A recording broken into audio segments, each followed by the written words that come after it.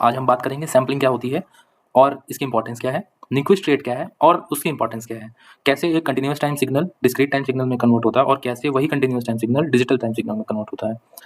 Start करते हैं with sampling process. Sampling जो होती है is the process of converting continuous time continuous amplitude signal into discrete time continuous amplitude signal. जो continuous time continuous amplitude होता है ये होता है कंटिन्यूस टाइम सिग्नल, इसको बोलते हैं। डिस्क्रीट टाइम कंटिन्यूस एम्पलीट्यूड जो होता है उसको बोलते हैं डिस्क्रीट टाइम सिग्नल, ठीक, डीटीएस। फिर इसमें क्या होता है कि एक्सएन जो होता है वो हमारा डीटीएस सिग्नल होता है जो सैम्पलिंग करने के बाद हमें मिलता है। वो उसमें हम क्या करते हैं, मेन इनपुट सिग्नल में एन टी की जगह पे एनटीएस रख देते हैं। यहाँ पे एन की जगह पे एनटीएस रखा हुआ है, जैसे टी की जगह पे एनटीएस रखा हुआ है। तो ये जो एनटीएस है वो एक स्विच की तरह काम करता है, कुछ स्पेसिफिक इंटरवल्स पे ऑन ऑफ होता रहता है। समझ में आया आपको कैसे कि एक स्विच की तरह कैसे काम करता है? आइए आपको बताते हैं। तो स्विच की तरह ऐसे काम करता है कि एक ये जो स्विच है वो एनटीएस की वैल्यू के बराबर है और ये एनटीएस जो है वो टाइम जो होता है टाइम डोमेन में वो एनटीएस के बराबर है। एन की वैल्यू 0 रखेंगे, 1 रखेंगे तब ऑन होगा, 2 रखेंगे तब ऑन होगा।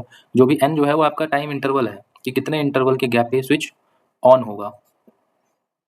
तो इसी तरह से ये x n equals to NTS में जो एनटीएस है वो एक स्विच की तरह काम करता है जो उस टाइम पे ऑन होकर एम्पलीट्यूड प्रोवाइड करता है। अब न्यूक्विस्ट रेट क्या है? न्यूक्विस्ट रेट होता है कि rate at which the signal is reconstructed, जिसमें हम सिग्नल को दोबारा से ऑब्टेन कर सकें, रिकंस्ट्रक्ट कर सकें, रिकवर कर सकें ओरिजिनल मैसेज सिग्नल को।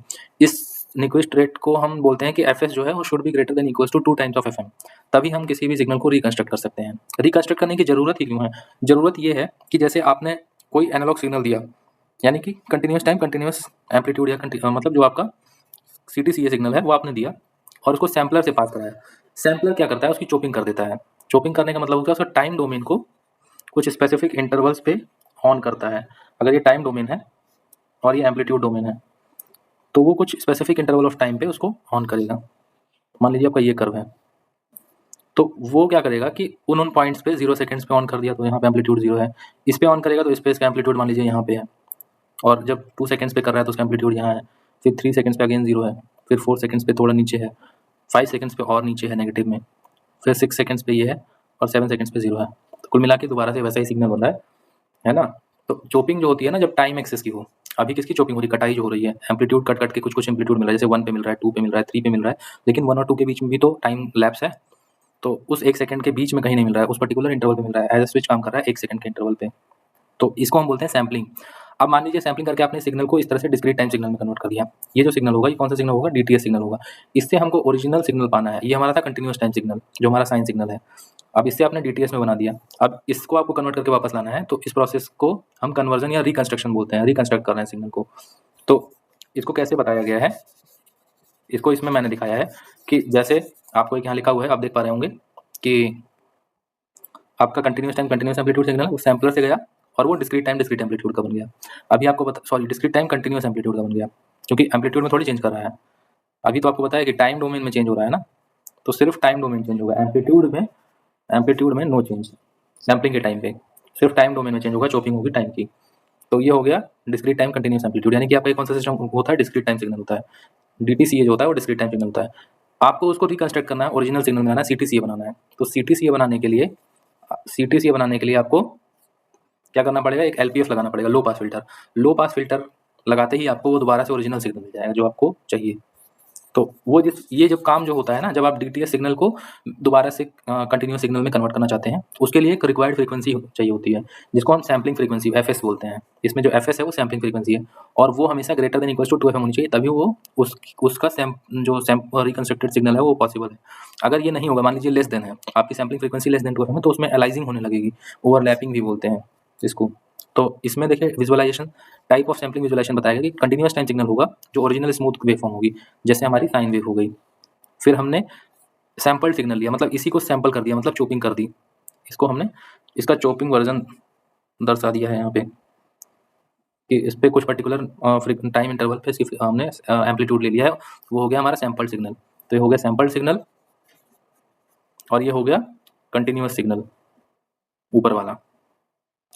अब एक होता है रिकंस्ट्रक्टेड सिग्नल, मतलब इस सैम्पल सिग्नल से दोबारा से ये वाला सिग्नल बना देना, कंटिन्यूस सिग्नल बना देना।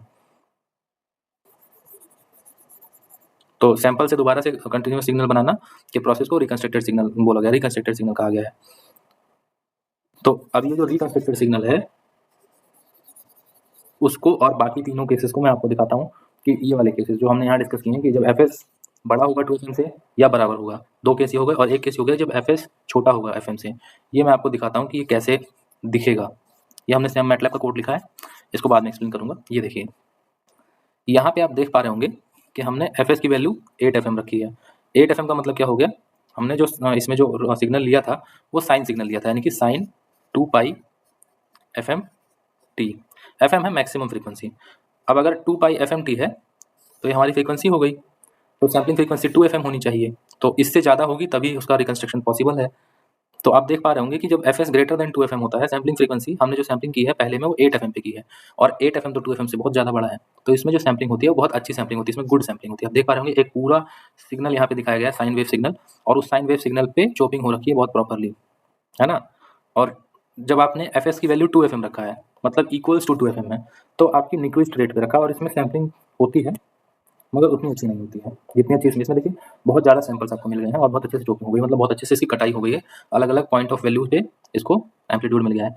इस वाले में आप एनालाइज करें तो आपने सैम्पलिंग फ्रीक्वेंसी के बराबर ही रख दिया है, मतलब max 2 times of maximum frequency के बराबर ही सैम्पलिंग फ्रीक्वेंसी रख दिया है, तो आपको सिर्फ नोड्स पे सैंपल्स मिल रहे हैं, यहाँ यहाँ यहाँ यहाँ यहाँ, है ना, यहाँ पे जीरो क्रॉसिंग है, तो सैम्पलिंग तो हो रही है मगर बहुत अच्छी खासी नहीं हो रही है। उसके बाद जब आपने लेस देन रखा, ये सबसे ये वाला जो है ये अंडर सैम्पलिंग है या अलाइसिंग भी बोलते हैं, इसमें आपके सिग्नल ओवरलैप होंगे। जैसे देखिए आपके सैंपल्स बड़े इरेगुलर इंटरवल्स में, एक यहाँ है एक यहाँ है, फिर यहाँ है फिर यहाँ है फिर यहाँ है, तो इसमें ओवरलैपिंग होने लगती है सिग्नल्स की। जो आपके सैंपल सिग्नल है वो आपका ओवरलैप कर रहा है, और इसमें एकदम एब्सोल्यूट हो रहा था, इसमें ओके ओके कंडीशन हो रहा था, इसमें वेरी बैड सैम्पलिंग हुआ है। आई होप आपको इससे सैम्पलिंग और न्यूक्विस्ट रेट और उससे क्या फ़र्क पड़ रहा है ये आपको पूरा क्लियर हुआ होगा। Thank you so much.